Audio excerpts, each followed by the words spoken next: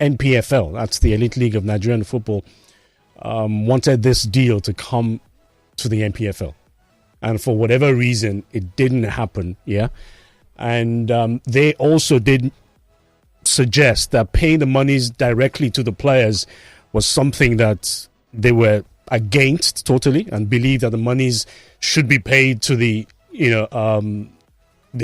organizers of the league, who would then on pay the players, and that was where it all went wrong for the NPFL. Do you want to comment on that, or you just want to let it go? This is Sports Zone on Lagos Talks 91.3. We've got Bora Ndanyungu and Bora. Yeah, that's Bora. Okay, Bora's a Tanzanian, and I'm sure that she's very excited, about what Nigeria has to offer, in terms of growth of football on the African continent. Yeah, she's head of local marketing and of course CSR as well, as far as Bet Power is concerned. Good morning, Bora. How are you? Good morning. How are you? I'm fine. How long have you been in the country? 2 weeks now, but this is 2 weeks. My third time in Nigeria. What do you think of Nigeria? I love it. It's vibrant. It's a vibe. You want to move down here? No, not really. I have a family in Tanzania. So yeah. Oh, you have a family in Tanzania. Oh, okay. Okay. I had something else in my head. So. Anyway, good to have you here, Bora. How are you? Thank you so much. All right, also here as well, Ni Ama Ashong Katai. Name with a lot of rhythm. Yeah? Ni Ama, how are you? He's a regional manager, new market and campaign, West and Central Africa. Good to have you here. Yeah, thank you. How's Ghana? This rivalry between Nigeria and Ghana, when is it going to stop? Well, and you guys came here and beat Kwara United. Look, you had a chance to beat Kumasi Asante Kotoko, but I think that you didn't take your chances. Kotoko was the more determined side. I mean, after you gave us such a sterling performance in the first leg, thought that it was going to be Kwara's day. But I mean, Kotoko is an OG when it comes to the African continent, and I think they were able to beat Kwara based on experience. Their performance on the African continent in terms of the CAF. And this is not even the Champions League, this is the Confederations Cup. And so you look at the caliber of teams there, and you look at where Kumasi Asante Kotoko is in terms of their pedigree on the African continent. It shouldn't be news to beat Kwara United in Nigeria. And I was looking at the numbers, and the last time Asante beat a team in Nigeria was in 1970. Yeah. 1970. Yeah. You know when Kumasi Asante Kotoko and Accra House of Folk, used to be stalwarts on the African continent, but they are living in their past glories. Now football has become scientific, and so it is not about the OGs again. These new clubs are professionalizing the league. They are bringing something new, and that is why in the past you see a lot of like Samates, Gold Stars, Mediama, and those guys winning the league, contrary to what we used to see at first. If it's not Kotoko, it's Accra House of Folk. But now people are investing in football. And so you cannot sit there and say you are Kotoko, you are House. If you don't put in that much investment. A Division 1 team will just qualify and come and win the league. And if you look at the history of these teams that are winning the league, they just come from Division 1, join the Premier League, 1, 2, 3 seasons, they take the league, 1, 2, 3. And something is happening in Ghana. So Samates, Gold Stars, Mediama, those guys who are coming from one part of Ghana, which is the Western and the Western North region. That should tell. And they are attracting all the big companies, the gold mines and the diamond mines. They are the ones sponsoring them. And so it means that if you put your acts together and you do things right, you will get the support from these big teams, and they will push you to win the league. You are able to buy quality players, you pay them well, they stay in the league. They don't have to. I heard you talk about the fact that they go to some of these teams that probably, if not for money, who would want to go and play in those leagues? But it has to do with the Benjamins, the money. And that is how come they travel to those places to go and play. So there's some sort of revolution in Ghanaian football. There is. But it's not reflecting in your national team. Why? Well, the last time I was here, I told you something. The reason Ghana is not performing well, those times we used to have the codes. So if you look at the likes of Stephen Appiah, Michael Essien, Sule Muntari, and those guys who qualified us to the World Cup for the first time in 2006 or so in South Africa, you realize that 2010. That was South Africa. Yeah, 2010. Yeah, in South Africa, you realize that those guys played coast football in Ghana, and they were selected when they were young, and so they played under 17. They played under 20, they played under 23 before they got drafted into the national team. So even before they got to the Blasters, they knew each other. The telepathy was there. Yeah. The interpositional play. They were very, very good. And they played hardcore football in Ghana from infancy. But what are we seeing today? Now the national team is relying on players who are already self-made in Europe, whose parents have some linkage in Ghana. And so instead of we making sure that the grassroots football is progressing and we are doing something right, we rather are going round. Oh, there is somebody known as Kofi. You didn't even know when he was born, but so long as he is called Kofi, so long as he's called Kofi, who does that remind you of? That's the exact situation. You just go there and you scout for him, and you know those guys probably would try to turn you down until they realize that you are qualifying to the World Cup. And then they would want to activate and play for the country. It is about them and not about the flag. So if we don't stop those attitudes and go back to the grassroots and help develop grassroots football, nothing will reflect in the national teams. My brother, beg, let me ring the bell for you. Very well spoken. Very well spoken. Thank you. Okay. All right. You have a Ghanaian brother here. That's him just walking out the door. Oh, But good to have you guys here, Bora and Niyama. You know, because in my intro, I'm not sure you heard it, but we're talking about what Bet Power has done, you know, in helping to inject funds into Nigerian football. North of 500 million naira. Yes. My first question is, why the NNL, which is a lower division? Why did you not go? Bora, this is for you. Why did you not go to the elite division, which is the NPFL? Thank you so much for the question. So why NNL? You know, Neil was just speaking about supporting the grassroots, you know.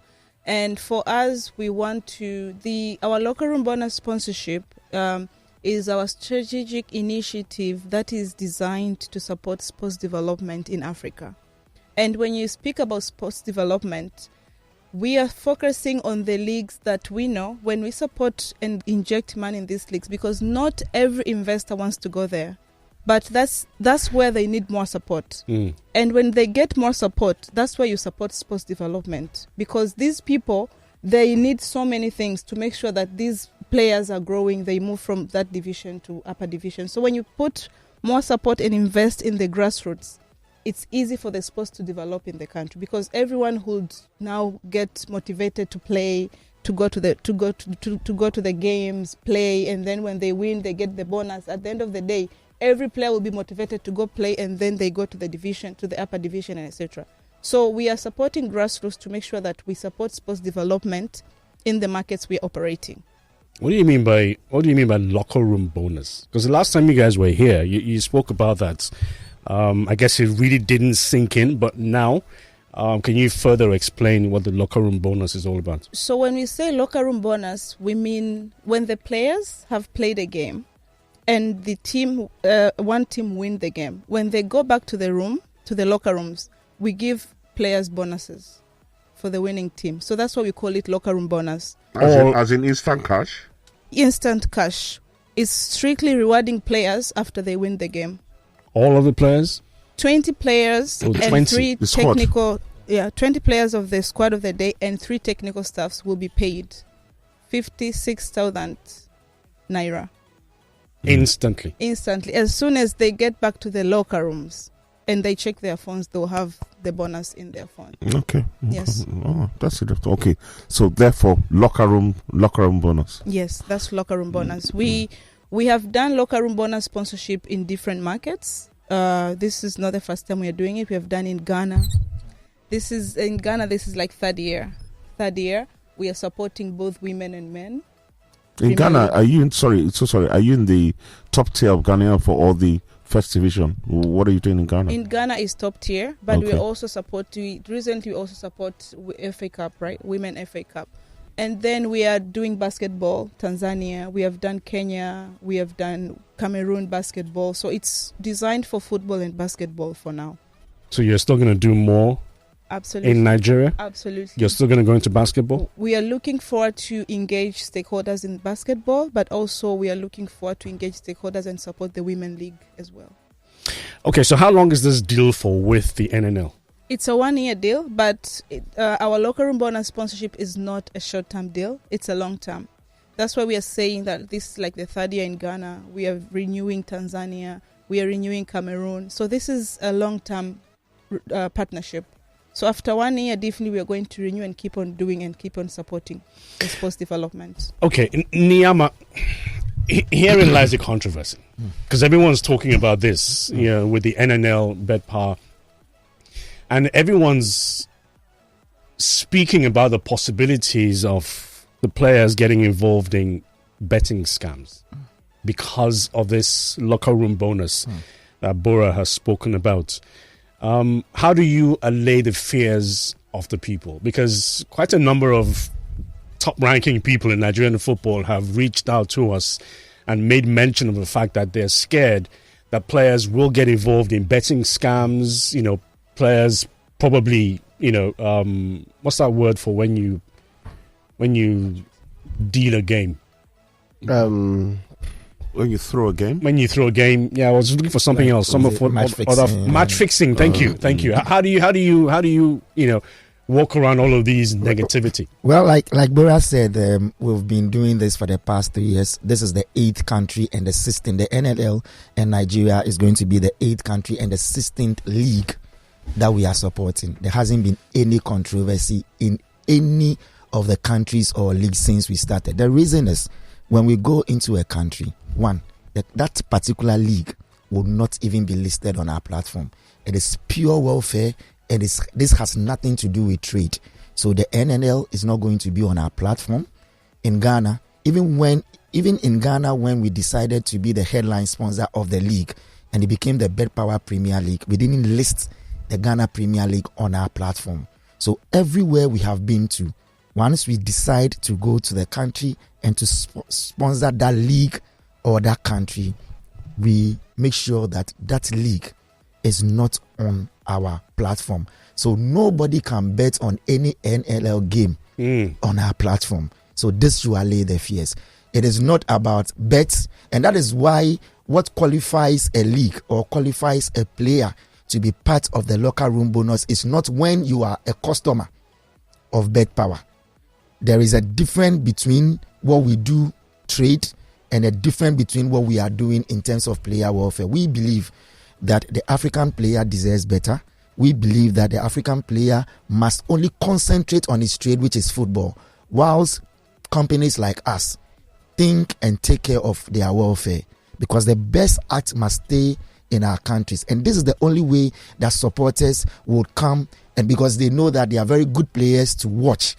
And if we don't support them for the good players to remain in our leagues, they would travel outside. After 1 year, 2 years, they would want to go elsewhere to seek greener pastures. So we want to allay the fears of everyone for all the 8 countries that we are in, the 16 leagues that we are supporting. None is on our platform. So even if you go, there is nothing to bet. All we are saying is play a competitive game. Because you see, this is what the locker room bonus is. Because we are dealing with a 20-man squad. Previously in the past, players select the kind of matches they want to play. Sometimes if they are traveling somewhere, they don't even want to play because at the end of the day, the teams will even owe them, their winning bonuses. Now we are saying that if you are not part of the 20-man squad, that 56,000 naira you will not get. And so there is competition at training. Everybody is doing everything possible to be part of the 20-man squad so that they can enjoy the league. And this will bring competition. And you see, because it's a winning bonus and we don't pay draw bonus and we pay only win, if you go to play, you can't compromise the game, because at the end of the day, if you compromise and you lose, it's your opponent which is going to get money, and you will go home with an empty pocket. And so what we are doing is actually to bring competition and to lift up the game. So we want to lay the fears. We were here last year. You asked us, why are we not doing Nigeria? We told you we will be back. Today, it has come to reality. We are in Nigeria. We are supporting the NFL, and nobody, forget about betting. It is just about the African players' welfare, and that is why we are here. You know, if I can add to what they say, it defies logic. Do you understand? For this locker room bonus here, the only way that players would try to match fix through a game were if bet power, yes, were paying the locker room bonus to the losing team. You understand? But if it's for the winning team, you do everything. Because I like that your point, like in Nigeria, maybe a team like Abia Warriors, they're playing in Maiduguri, Al-Qadim in Maiduguri. Nah, I don't fancy it. You know, I don't fancy going up there and all that. But the very fact that you get your locker room bonus, you want to be on that trip, you want to be selected by the coach, and you want to get there and win, so you can get it. I think that will really encourage participation and competition. Yeah. And I mean, there was a practice in Spain years. It's been stopped now, stopped dead. But towards the latter stages of the La Liga, especially when Barcelona and Real Madrid were really contending, a team, maybe if a team like Real Sociedad was playing Barcelona, Real Madrid would promise Real Sociedad money. In fact, Madrid will be playing the game for Sociedad. Exactly, to win their game. You understand? So, I mean, it's been stopped out, but I didn't find anything wrong with it because it encourages winning. And one thing this resolves, and when we did our research from the beginning, we realized that, you know, the African player, or most of these players, one, they don't joke with their money. Two, they know that they have signed a contract and then the salary will come. But what sometimes they are not sure is the winning bonuses. Yeah, the match bonuses. And so you know that there are times that teams would actually concentrate on paying salaries, but they will be owing the players like 4 games, and the players will say, you owe us winning bonus, we won't go and play the game. And this has come to resolve, because at the end of the day, even if the team is not paying, they know that Bet Power is there to pay their winning bonus. The so account that will be created once the referee blows the final whistle. And statistics shows that in Ghana, when we started, the winning rate in terms of by the end of the league was like around 60 to 70. Now it has moved to almost 80, because teams are determined to win, because we don't pay draw. No more draws. They are determined to win, and I'm sure once the league begins here in November with respect to the NNL, I'm sure the winning rate compared to last season will go up, because every team there's will an be determined encouragement to win the game. for them to win the game. And we don't even stop there. You know, when even at the end of the season, sometimes what we do is that, because we pay only the 20-man squad, there are some people who have been registered but may not make it onto the 20-man squad. When you are crowned a winner, what we did in Ghana previously was everybody who has been registered on the FIFA Connect got paid something, so at least they also feel. But sometimes we even double the amounts for winning the league, and there are a lot of things that I'm sure Bora would expatiate on it. Maybe I should ask this just before she explains that. How easy or how difficult was the process to get this deal done? Because a lot of people always say, it's pretty difficult to get things through in terms of Nigeria. How easy was it for you guys to put this deal together? Well, because we have something to look at. There was something on paper. We've done this in Ghana. We've done this in Tanzania. We've done this in Rwanda. We've done in Kenya. I mean, like I did mention, Nigeria is the 8th country. And so they've heard of it. And what we did also was that during the CAF Congress, we were at the CAF Congress. The GFA president facilitated for us to meet some of them. So we spoke to them, and then we also gave them evidence of what we have done in the past. I mean, they were very skeptical, like you mentioned. They thought it was like it would influence in terms of betting, and like every country that we had gone to, most of them would say, okay, why don't you give us the money and then we will pay the players? And I asked them one question: between fueling your bus to go and play the next game and paying and putting the money down for their winning bonus, what will you take? You fuel the bus, because you know if you don't play the game, 3.3 goals is gone. And this is what we want to resolve. So find money. Or you can use your the bonuses you were paying them before to forward the bus whilst we take it. Yes, from you to them direct. Yes. So, but let me say that there has been countries that we've gone to that because 70% of this investment go to players and only 30 or less goes to the association, they reject. Why are you paying them more money and you are giving us? But NNL proved to us that they also care about the welfare of the players. And we had and Bora will tell you they have been very, very, very helpful. In fact, sometimes they even call you midnight. Where are we got into? Can we just end since then?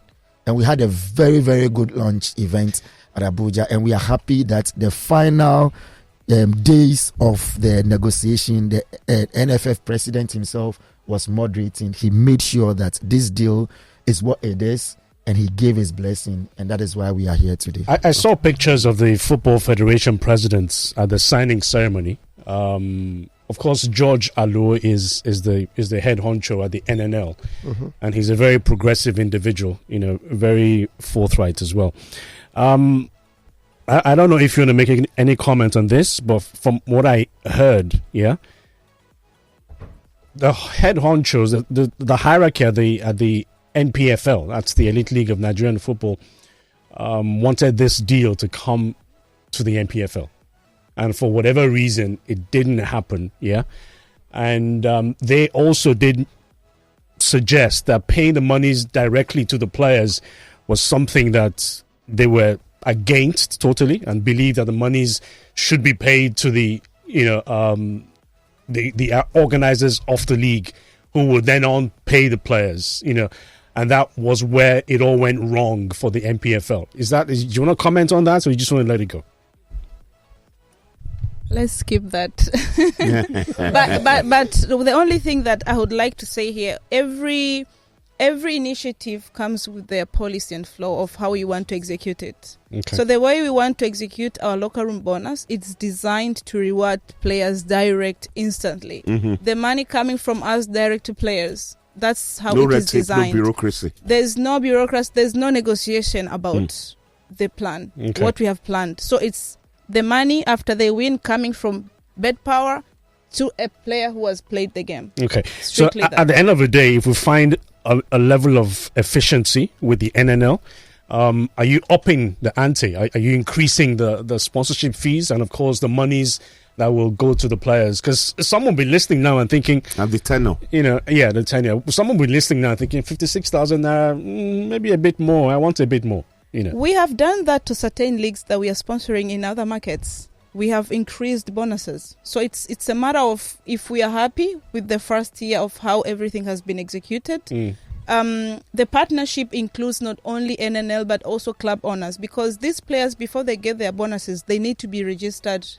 They need to be verified.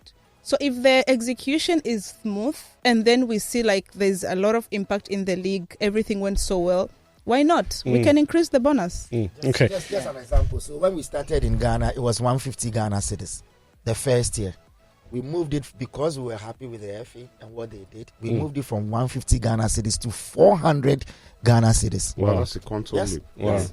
That's what we did in Ghana. So now the players in Ghana, and the good thing about this is that whether we believe that a player is a player, whether male or female. So in Ghana, the amount we pay the female is the same amount we pay. Brilliant. 400 Ghana cedis. If in future we come here and we are doing female football, whether the first division or the elite, whatever we are paying the male is what we'll pay the female. All right. Okay. That's absolutely brilliant.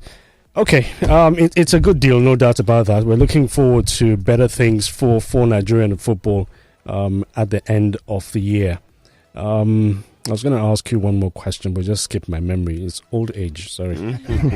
Old age. And he's a small boy. but the only thing that I would like to insist, we have seen so many questions on social media. People are like, they don't trust that this money is going direct to players. But we just want to assure Nigerians that the money, the bonus is going to be paid from Bet Power direct to players more mobile money account. We are even planning to facilitate the easy process of making sure that every player has got the Momo number, the mobile money registered number, the application, everything. We are going to make sure that we are doing that because the league is starting in November. So from now, that's what we have launched earlier so that we get enough time to make sure that every player have been registered, verified, have the Momo number. If they don't have Momo number, they sign consent forms to make sure that they approve us to send their bonus to this number, whether it's my mother or a girlfriend or a father. So they will sign consent forms to just make sure that everyone is registered and verified. So when we even have a platform that we have designed that is going to streamline the whole process of onboarding players and verifying them. So, and these teams, every club, we recently trained all the 36 clubs that are participating on NNL to how to use the platform. So when we have done all the registration and onboarding of players and verification, the day of the game, the only thing that the team needs to do is add the lineup in the platform, in our system, and then we'll pick it from there. Confirm it. After they submit, you will receive notification that this is the squad of the day. For both teams on the day. For both teams. So as soon as the game is going to end, we're just clicking a button and then the money is going to go direct to every player that has been added. So no mago anywhere. There's no people anywhere. They should know that the money is strictly from bet power to players. It's no middleman. No middleman. I think that helps answer this question from Ademola here from Shasha. It says good morning to everyone in the studio this morning, especially my friend from Accra.